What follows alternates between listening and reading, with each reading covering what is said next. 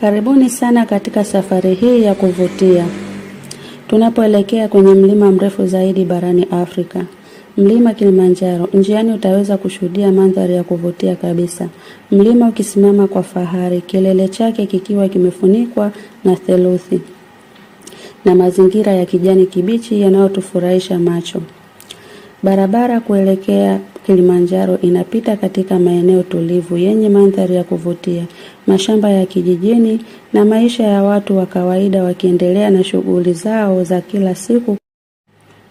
Tunapokaribia mjini Moshi, tunakutana na mandhari ya mji yenye utulivu huku watu wakiendelea na shughuli zao kwa amani.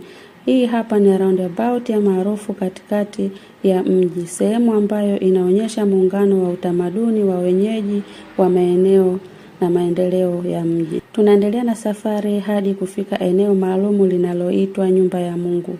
Hili ni bwawa la samaki, mahali pa utulivu ambapo maji yanatiririka kwa upole na mazingira ya asili yanatunzwa kwa heshima. Ni sehemu ya amani na utulivu wa kweli. Hapa ndipo watu hupata samaki kwa ajili ya matumizi ya nyumbani na pia kwa ajili ya biashara. Karibuni sana mkoani Kilimanjaro. Kisha tunakutana na mashamba ya migomba ya ndizi. Migomba hii ni sehemu muhimu sana ya maisha ya watu wa huku, si tu kwa chakula bali pia chanzo cha kipato na utamaduni wa kizazi hadi kizazi. Safari yetu inaendelea hadi tunapokaribia Rombo katika eneo linaloitwa Mamsera ambapo tunashuhudia soko la ndizi.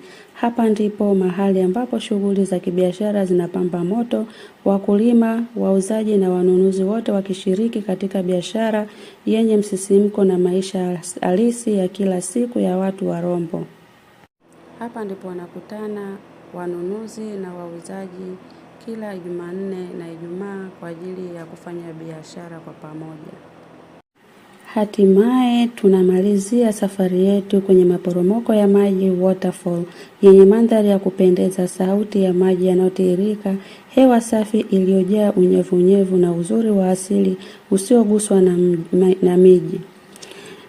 Vinatufundisha thamani ya utulivu na urembo uliopo kwenye maeneo ya mji. Asante kwa kuungana nami katika safari hii kupitia kaskazini mwa Tanzania, ardhi iliyojaa uhai, uzuri wa asili na utajiri wa utamaduni. Usisahau kusubscribe, kucomment, kulike na kushare. Usisahau kubonyeza kengele hapo juu ili uwe wa kwanza kupata video zetu kila tunapotuma. Asanteni sana na wapenda sana. Tukutane kwenye video ijayo.